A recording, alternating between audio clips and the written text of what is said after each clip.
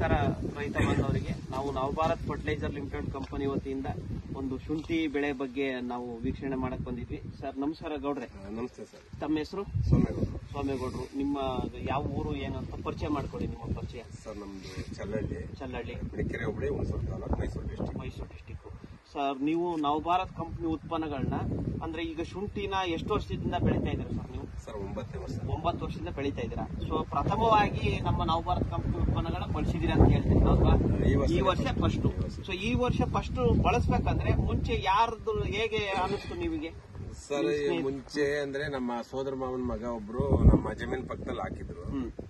ಆಗ ಅಲ್ಲಿ ನೋಡ್ಬೇಕು ಬೆಳೆ ಹೆಂಗೈತೆ ಅಂತ ಎಲ್ಲ ಹೇಳ್ತಿದ್ರು. ರಮೇಶಂದು ಚೆನ್ನಾಗೈತೆ, ಶುಂಠಿ ಚೆನ್ನಾಗೈತೆ ಅಂತ.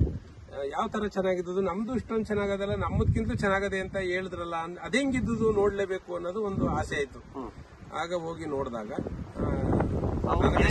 ನನಗೆ ಸಮಾಧಾನ ಆಗೋ ತರ ಬೆಳೆ ನನ್ನ ಬೆಳೆಗಿಂತನೂ 2 ಪಟ್ಟು, 1 ಪಟ್ಟಲ್ಲ, ನನ್ನ ಬೆಳೆಗಿಂತ 2 ಪಟ್ಟು ಚೆನ್ನಾಗಿತ್ತು. ಶುಂಠಿ ಬೆಳೆ ನೋಡಿದಾಗ ನಿಮ್ಗೆ ತೃಪ್ತಿದಾಯಕ ಆಯ್ತು. ತದನಂತರ ವಿಜಯಗುರಮೀನ್ ಬೇಕು ಅಂತ ಆಗ ನಾನು ಏನ್ ಮಾಡಿದೆ, ಇದಕ್ಕೆ ಏನ್ ಹಾಕಿದೆ ಅಂತ ಅವ್ರನ್ನ ಕೇಳಿದೆ. ಅವಲ್ದವ್ರನ್ನ, ನಮ್ಮ ಮಾವನ ಮಗನ ಹಿಂಗ ಹಾಕಿದೆ ಅಂದಾಗ ನಾನು ಅವ್ರನ್ನ ನೋಡ್ಬೇಕಲ್ಲ, ಅವ್ರನ್ನ ಸರ್ಚ್ ಮಾಡ್ಬೇಕಲ್ಲ ಅಂತ ಗೊತ್ತಾದಾಗ ಇವ್ರು ನನ್ನ ನಂಬರು ಇವರು ಕೊಟ್ಟಿದ್ರಂತೆ, ನಿಮ್ಮ ಕುಮಾರ್ ಅವರು.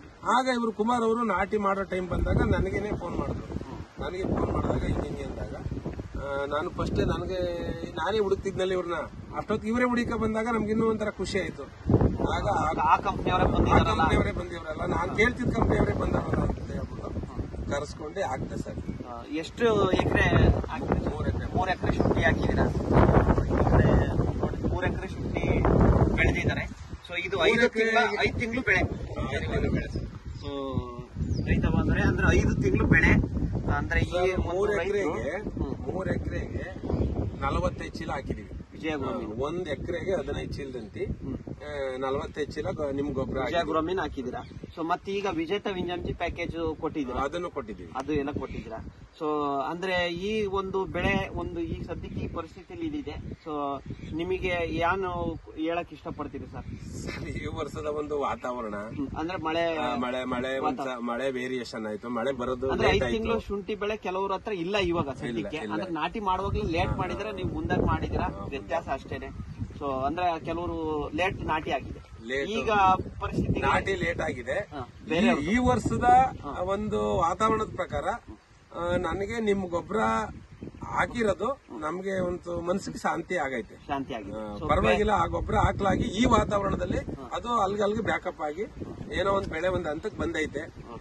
ಅದೇನಾರು ಹಾಕ್ಲಿಲ್ಲ ಅಂದ್ರೆ ಈ ಟೆಂಪರೇಚರ್ ಅಲ್ಲಿ ಈ ಬೆಳೆ ಬತ್ತಿತ್ತಿಲ್ವೇನೋ. ಈ ಪಾಯಿಂಟ್ ನೀವು ಹೇಳ್ಬೇಕು. ಯಾಕಂತಂದ್ರೆ ರೈತರು ಗಮನಿಸಬಹುದು, ಅದೇ ಕೆಮಿಕಲ್ ಬೆಳೆ ಹಾಕಿ ರಾಸಾಯನಿಕ ಗೊಬ್ಬರ ಹಾಕಿದಿದ್ರೆ ಬೇಸಿಗೆ ಟೈಮಲ್ಲಿ ಆ ಟೈಮಲ್ಲಿ ಇಳುವರಿ ಇನ್ನು ಸುಟ್ಟೋಗಂತದ್ದು. ಸೊ ವಿಜಯಗುರಮೀನ್ ಸ್ಟಾರ್ಟಿಂಗ್ ನಾಟಿ ಕೊಟ್ಟಿದ್ರಿಂದ ಈ ಒಂದು ಬೆಳೆ ಈ ಪರಿಸ್ಥಿತಿ ಸಾಧ್ಯ ಅಂತ 100% ನಿಮಗೆ ಅದು ಗ್ಯಾರಂಟಿ ಇದೆ. ನಾನು ಈ ಮಾತಾ ನಿಮ್ ಕುಮಾರ್ ಅವ್ರ ಜೊತೆ ಹೇಳಿಲ್ಲ, ನನಗೆ ನನ್ನ ಮನಸ್ಸಲ್ಲಿ ಅನ್ಕೊಂಡು ಅನುಭವ ಇದೆ. ನಾನು ಇವ್ರಿಗೆ ಇನ್ನೂ ಹೇಳಿಲ್ಲ, ಇವ್ರು ಇನ್ನೂ ಮೇಕೊಟ್ಟಾಯ್ತಾರೆ ಅಂತ. ಒಟ್ಟಲ್ಲಿ ನನಗೆ ಈ ವರ್ಷದ ವಾತಾವರಣದಲ್ಲಿ ವಿಜಯಗುರಮೀನ್ ಹಾಕ್ಲಾಗಿ ನಾನು ಒಂದು ಪಾಸ್ ಆದೆ. ಇಲ್ಲಾಂದ್ರೆ ಬೇರೆದನ್ನೇ ಇಷ್ಟು ವರ್ಷ ಮಾಡ್ತಿದಂಗೆ ಮಾಡಿದ್ರೆ ಇನ್ನೂ ಕಷ್ಟಕ್ಕೆ ಸಿಲುಕ್ಬಿಡ್ಬೇಕಾಗೋದನ್ನ, ಬೆಳೆ ಈ ಮಟ್ಟಕ್ಕೆ ಬರ್ತಿರ್ಲಿಲ್ವೇನೋ ಅನ್ನೋದು ನನ್ನ ಒಂದು ರೈತರಿಗೆ ಅದನ್ನ ಹೇಳಕ್ ಇಷ್ಟಪಡ್ತಿದ್ವಿ. ಇಷ್ಟ. Thank you sir.